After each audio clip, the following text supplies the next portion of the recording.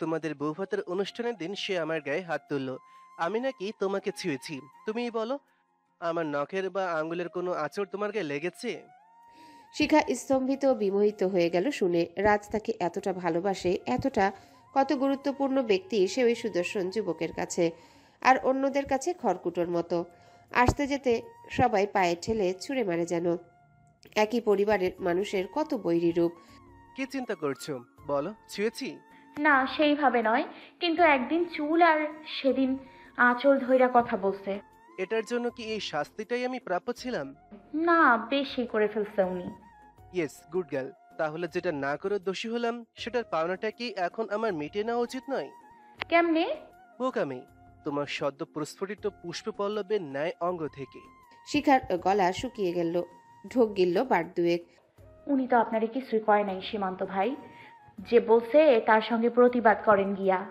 তার সঙ্গে তো পারি না, সে তোমার বর। তুমি তার বধূ, তার খেসারত তো তোমাকেই দিতে হবে, কারণ সে তো আমার গায়ে হাত তুললো তোমার জন্যই। অমন একটা আনন্দমুখর দিনে মহাভোজকে ফেলে ক্ষুধার্ত পেটে নানা বাড়ি থেকে চলে যেতে হলো আমায়। তাই আজকের এই দিন এখন আমার, কেবল আমার, কেউই নেই। পুরো ঘর খা খা। আমি চলে এসেছি তোমার জন্য। এমন অন্যায় কাম করবেন, এমন অন্যায় কাম কইরেন না। দয়া করে সইরা খাড়ান। আমি একটু অসুস্থ, ক্ষুধা লাগছে। পাক ঘরে যাইতে দেন আমারে, আল্লাহর দোহাই লাগে। আমি ভালো ছিলাম, এখন একটু খারাপ হব। যেহেতু রাজ আমাকে ভুল বুঝলই, তাহলে ভুল বোঝার মতন কাজ বাকি থাকবে কেন বলো? উনি শুনলে আপনারে জবাই করে দেবে। কম্পিত স্বরে বলল শিখা। সেই সুযোগ নেই। আমি দেশ ছেড়ে চলে যাচ্ছি। উনি সহজে গ্রামে আসে না। যদি স্বেচ্ছায় মন থেকে দাও তাহলে অল্প দিলেই হবে। এই ধরো, তোমার ভয়ে হিম হয়ে আসা অধর যুগল ভালো করে উষ্ণ করে দিব। এই, আর ছিঁড়ে নিতে হলে আরো অনেক কিছু নিয়ে নিব। অপশন 1 না 2 বলো? শিখা মনে মনে আল্লাহকে স্মরণ করছে, আর মতির মা ফুলবানু বরকত বাদশাহ আমেনাকে স্মরণ করছে গভীরভাবে। সীমান্ত রুমে ঢুকে যায়। শিখা বিছানা থেকে নেমে বের হওয়ার জন্য দরজায় গিয়ে দাঁড়ায়, কিন্তু পারে না। সীমান্ত রুমের ভেতর দাঁড়িয়ে শিখার শাড়ির আঁচল পেঁচিয়ে ধরে ডান হাত দিয়ে, কিন্তু গায়ে হাত দেয় না। শিখা দরজার বাইরে এক পা বাড়াতেই তার বুক পিঠ উদাম হয়ে যায় পুরোপুরি। বাধ্য হয়ে এক পা পিছনে নিতে হয়। সীমান্ত ফিচেল হাসে, চোখ দিয়ে গিলে নেয় শিখার সব। শিখার সরু কোমরে হাত দিতে যাবে, অমনি কারো ভারী ভারী পায়ের আওয়াজ শুনে শিখার আঁচল ছেড়ে দিয়ে রুম থেকে বেরিয়ে যায় সে। শিখা আঁচল টেনে বুক পিঠ ঢেকে নিল পূর্বের ন্যায়। আরে সীমান্ত কখন আইলা? রাজের বউ উঠছে ঘুম থেকে? বলল মতির মা। সীমান্ত রূপ বদলে ফেলে বলল, হ্যাঁ, উঠেছি দেখলাম। এই তো 5 মিনিট হবে আসলাম। মামি মনে হয় থাকবে, বাকিরা চলে আসবে, বিকালে চলে যাব। মতির মা রুমে পা দিয়ে দেখে শিখা বৃষ্টিতে ভেজা পাখির ছানার মতো থরথর করে কাঁপছে, কিছু বলতেও পারছে না। সীমান্ত পা ঘুরিয়ে আবারও দরজার কাছে গিয়ে দাঁড়ালো। আরে কি হয়েছে মাইয়া? ভাবি মনে হয় অসুস্থ। আমার সঙ্গেও ভালো করে কথা বলে নাই। ফাটা মামুর মৃত্যুতে মনে হয় ভয় পেয়েছি। ঠিক কইছ, অল্প বয়সী মাইয়া হজম করতে পারে নাই। তুমি খাড়াও, খেয়াল রাখো বউয়ের দিকে। আমি ভাত নিয়ে আসি। মতির মা চলে গেলে শিখা ঘৃণা ও বিতৃষ্ণা নিয়ে সীমান্তর দিকে চাইল। ভাবি প্লিজ, মতের মাকে কিছু বলো না। আমাকে সবাই খুব ভালো চেনে। দেখো, আজও তোমাকে টাচ করিনি, মাত্র আঁচল ধরলাম। সেটা রাজভাইয়ের ওপর জেদ করি। আমার ক্ষোভ কেটে গিয়েছে এতটুকুতেই। প্লিজ, আর কোনোদিনও তোমার সঙ্গে বাজে আচরণ করব না। ক্ষমা করে দাও। অনুনয় করে বলল সীমান্ত। ফের বলল, আর বললেও কোনো লাভ হবে না, কেউ বিলিভ করবে না। শিখা নির্বিকার ভঙ্গিতে বসে রইল। মতির মা খাবার নিয়ে চলে আসলো। শিখা উঠে গেল হাত মুখ ধোয়ার জন্য। সীমান্ত তার আগেই অন্যদিকে চলে গেল ফুরফুরে মেজাজে। মতির মা বসে রইল। শিখা আস্তে আস্তে ভাত খেয়ে নিল বিষাদ মাখা মন নিয়ে। শিখা মতির মাকে বলল, খালা, এই ঘরে মনে হয় কেউই আমারে পছন্দ করে না, না? মনে তো হয় তেমন কিছুই, তবে ভাই সাহেব আর তোমার জামাই এই দুইজন পছন্দ করেন, নইলে বিয়া হইল কেমনে? সেটা জানি। আজ তোমারে একটা কথা কইতাম না। আমি কারো ওয়াদার বরখেলাপ কইটা দেখলাম, কইলে ভালো হইব। শোনো, তোমার ঠ্যাঙ্গে চোট পাইলা যেদিন, সেই রাতেই তোমার ঠ্যাঙ্গে আমি মলম লাগাই নাই। শিখা আশ্চর্য হলো, উৎকণ্ঠিত স্বরে বলল, তাহলে এত রাইতে কে আইসা আমার পায়ে যত্ন কইরা মলম লাগাইলো খালা? রাজ তোমার স্বামী। শিখার চোখ ভরে গেল অশ্রু জলে। খালা, এটা সত্য? উনি এটা কইলো না কেন? হ্যাঁ সত্যই, কেন কই নাই তা তো আর আমি জানি না? সীমান্তরে যে তোমার লাইগা মারছে, এটাও কি তোমারে রাজ কইছে? না তো, আমি মাত্রই জানলাম। উনি তো দেখি অনেক বেশি ভালো মানুষ। হুম, আগলা রাখো। শখের পিঠার মাঝখান কাঁচা থাকে, নইলে পুইরা যায়, খাওন যায় না। শিখা এই কথাটার মানে জানে। বাড়িতে মা চাচিদের মুখে হরহামেশায় এই প্রচলিত কথাটা শুনতে পেত সে। শিখার আবেগী মন উচ্চাটন হয়ে উঠল। রাজের সঙ্গে যোগাযোগ করতে ইচ্ছা করছে তার, তার কণ্ঠ শুনতে ইচ্ছা করছে। রাত যতক্ষণ তার সঙ্গে কথা বলেছে তার মনে হয়েছে যেন সিনেমার কোনো নায়ক তার সঙ্গে আদর মাখা সুরে কথা বলছে শুদ্ধ ভাষায়। তাদের বাড়িতে গেলেই যোগাযোগ সম্ভব। খাতায় রাজ তার ঠিকানা ও অফিসের TNT নাম্বার লিখে দিয়েছে। শিখা ক্লান্ত স্বরে বলল, খালা, আমার একটা উপকার করতে পারবেন? বিষয়টা খুব গোপনে রাখতে হইব। কি কও? আমার সাধ্যের ভিতর থাকলে করুম। খালা, আমাদের বাড়িতে কাউকে চুপি চুপি পাঠাইতে পারবেন? জরুরি হইলে তো ব্যবস্থা করতেই হইব। কেন কও? আমার আম্মারে গিয়ে কইব আমি এখানে ভালো নাই, আমারে যেন আইসা নিয়ে যায়। আমার পড়াশোনারও ক্ষতি হইতাছে, বই খাতা কিন্তু পড়া ভালো ভালো হইতাছে না। মতির মা চিন্তাগ্রস্ত মনে বলল, কারো পাঠানো যায়? বাচ্চা তোমারে গিয়া আনলো, সেই তো চিনে, তাইলে তারই পাঠামো। বাচ্চা ছেলে ভালো, উপকারী দিল আছে তার। পাঠাইতে পারেন। আমি রিক্সা ভাড়া দিয়ে দিতেছি খালা। উনি যাইতে আমারে টাকা দিয়ে গেছে হাত খরচের। শিকার হুট করে মনে হলো খাটের নিচের পেঁপেটার কথা। সে ঝুঁকে পেঁপেটা বের করে আনলো প্যাকেট সহ, বলে উঠল, খালা খারান, আমার খাটের নিচে কে যেন একটা পেঁপে লুকাইয়া রাখছে পাকার জন্য। আমি আরো আগেই দেখছি, এখন দেখি কেউই পেঁপেটা আইসা নেয় না, তাই আপনারে কইলাম। কি কও দেখি তো? শিখা বের করে দিল, বলল, দেখছেন খালা, পছন্দ ধরছে। মতির মা পেঁপেটা উল্টে পাল্টে দেখলো। সত্যি পছন্দ ধরেছে, এক পাশ হতে বেশ নরম হয়ে গিয়েছে। সে সম্পূর্ণ পাকা ও পছন্দ ধরা পেঁপেটার দিকে তাকিয়ে বিস্ফোরিত চোখে চাইল। স্তম্ভিত গলায় বিড়বিড়িয়ে বলল, মানুষ কত জালিম আর হারামি হইলে একটা মাইয়ারে মারণের লাইগা এই পেপে পড়া কাজে লাগাইতে পারে। এর লাইগাই তো মাইয়া দিন দিন কাহিল হইতেছে। আল্লাহ গো রহম করো। খেলা এবার আমিও একটা দেখামু। খালা কিছু কইলেন? না, কিছু কমু না। শিখা বুঝেও যেন কিছু বুঝতে পারল না। তামস যুগের আলো আধারি মতো ধোঁয়াশা ঠেকলো তার কাছে বিষয়টা। মতির মা পেঁপেটি হাতে নিয়ে হন্তদন্ত হয়ে বেরিয়ে গেল। সুফিয়া বিবির খাটের তলায় লুকিয়ে পেঁপেটি একই অবস্থায় রেখে দিল। পরক্ষণে বাদশাকে ডেকে সব বুঝিয়ে বলল। বাদশা রাজি হলো শিখাদের বাড়িতে যেতে। না, কিছু না মা। তাইলে বেলা করিস না, এক্ষুনি পথ ধর। সুযোগ আছে। ভাবি আইস আইব না, বাপের বাড়ি থাকবো। বাকি গোর একটা কিছু কম যাইব। গধূলি ঝরা বিকেল। আকাশে সজ্জিত থরে থরে রং বেরঙের মেঘ। খোলা প্রান্তরে একদল কিশোর আপন খেলায় মত্ত। বাদশা হুড়তোলা রিকশায় করে একা যাচ্ছে উজানপুর থেকে মধুপুর গ্রাম। মাঝখানে পার হতে হলো কৃষ্ণনগর গ্রাম। খেলায় মেতে থাকা কিশোর দলকে দেখে বাদশার মন ভার হয়ে এলো। এমন পাড়ার বন্ধু তারও ছিল কত, তার নাম বাদশা। কিন্তু সেই নামের কোনো গুণ নেই, মহিমা নেই। সেই আজন্ম গরিব। ভাগ্য তাকে উপহার দিল দাসত্বের জীবন।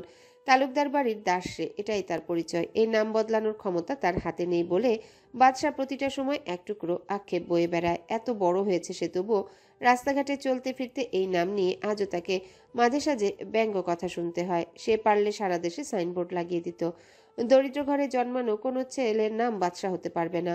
বাদশা খোলা আকাশ পানে মুখ তুলে চায়, জোরে নিঃশ্বাস ছাড়ে। একসময় পৌঁছে গেল মধুপুর গ্রামের মণ্ডল বাড়ি। নুরি ঘরের দাওয়ায় সামনে বসে চাটাই বুনছে, পাশে দুজন নারী বসা। বাদশাকে দেখেই তারা উঠে চলে গেল। বাদশা নুরিকে সালাম দিল। নুরি বাদশাকে দেখেই কিঞ্চিত অবাক হলো, হতচকিত কণ্ঠে বলল, আরে বাদশা মিয়া, কেমন আছো? ঘরে গিয়া বসো, আমি আইতাছি। বাদশা নম্র পায়ে হেঁটে গিয়ে ঘরের সামনে রুমে বসলো। নুরি হাতের কাজ গুটিয়ে ঘরে চলে যায়।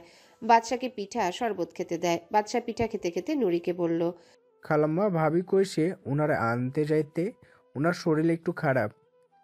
আল্লাহ, কি হইছে আমার শিখার? কবে যাইতে কইছে? দিনক্ষণ তো বলে নাই, যাইয়েন কাল পরশু। তুমি যাইয়া বলল আমি আলোর জামাইরে পাঠামো। সে যাইতে না পারলে আমি নিজেই গিয়া নিয়ে আসমো। আপনি চিনেন আমি বাড়ির ঠিকানা কমু খালাম্মা? হ চিনি। বিয়ার সময় ঘটক সেরুমিয়ার লগে উজানপুর গ্রামে গিয়া তালুকদারগো খবর নিছি না। বাদশা চলে যায় ব্যস্ত সমেত হয়ে। পৌঁছাতে ভর সন্ধ্যা হয়ে গেল তার। মতির মাকে এক খবর বলল, মতির মা গিয়ে শিখাকে জানালো। শিখা কৃতার্থ চোখে মতির মায়ের মুখ পানে চায়, আপ্লুত স্বরে বলল, আমার যদি ক্ষমতা থাকতো খালা, আপনার এই পরের গোলামির থেকে মুক্তি দিতাম। আপনি রক্তের মাংসের সেও অনেক ভালো। আপনার কাছে ঋণী হয়ে গেলাম। আজ যেই উপকার আপনি আমার করছেন আমি জীবনেও ভুলুম না খালা। এই বাড়িতে আমার এখন একদিনও থাকতে মন চায় না। আমার আম্মা আমার আম্মা 2-4 দিন বাদেই চলে আইব, আমি জানি। মতির মা শিখাকে বুকে লেপ্টে ধরে ঝরঝর করে চোখের পানি ছেড়ে দেয়, বলে, আমার মাইয়া জ্যোৎস্না তোমার বয়সী, আমি তারে আর তোমারে আলাদা চোখে দেখি না মা।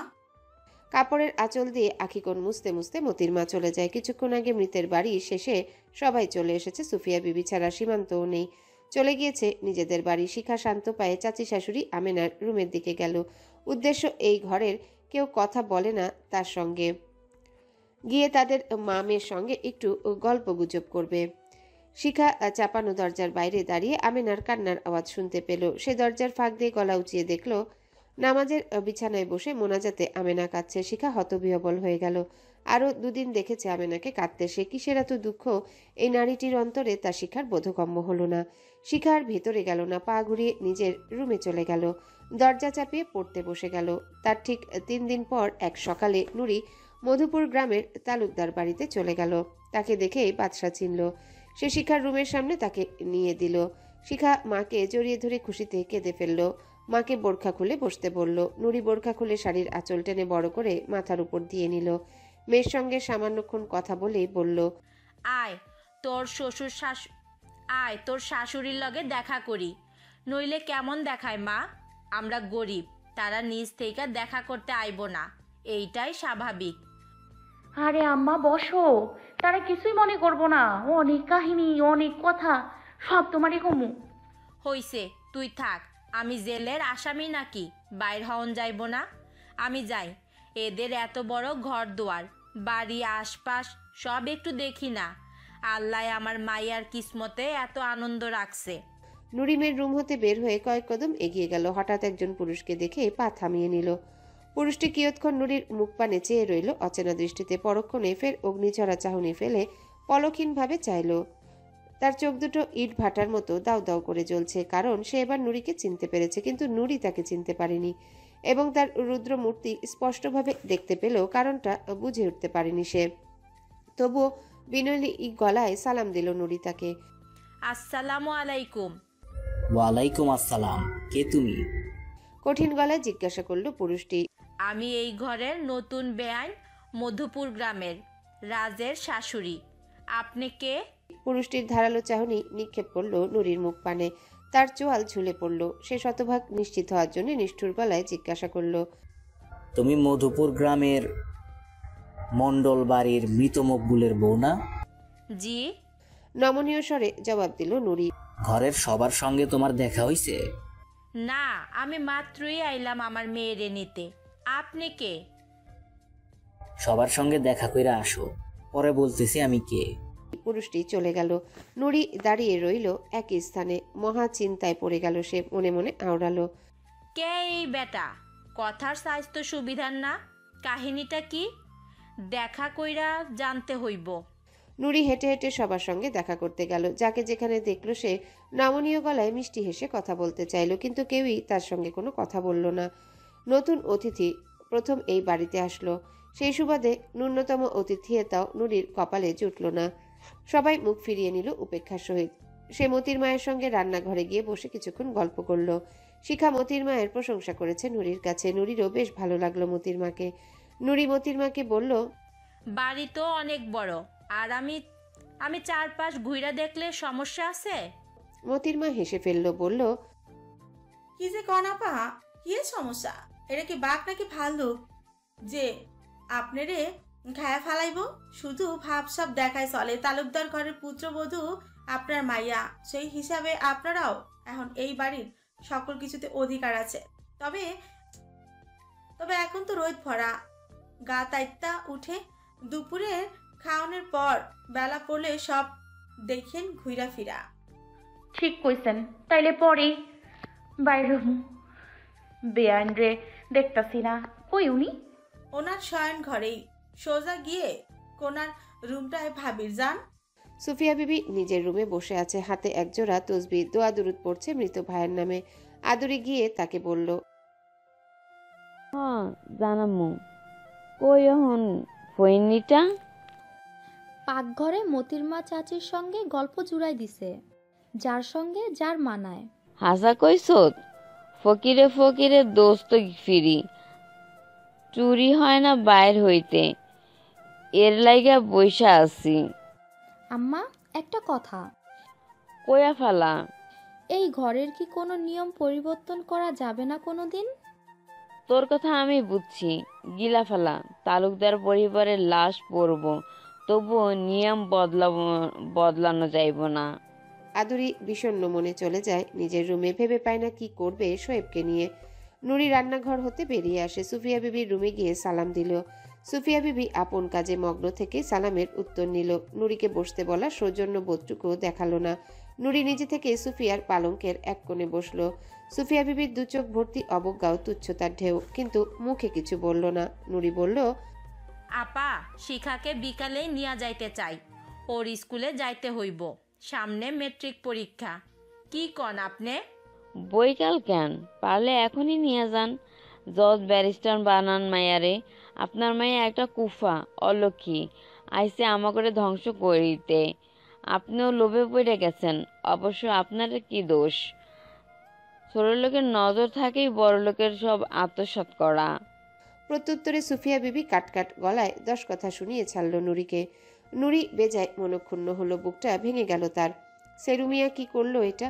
এই কোন দোজকখানায় পাঠাইলো তার শিখারে? বড় লোকের ঠাটবাক থাকবে কম বেশি, এইটা মাইনা নেওয়া যায়, কিন্তু এরা তো সবাই বিরাট অহংকারী এবং খারাপ মানুষ। নুরি মেঘমুখে বলল, লুভে পড়ছি, এইটা ভুল কইছেন আপনি।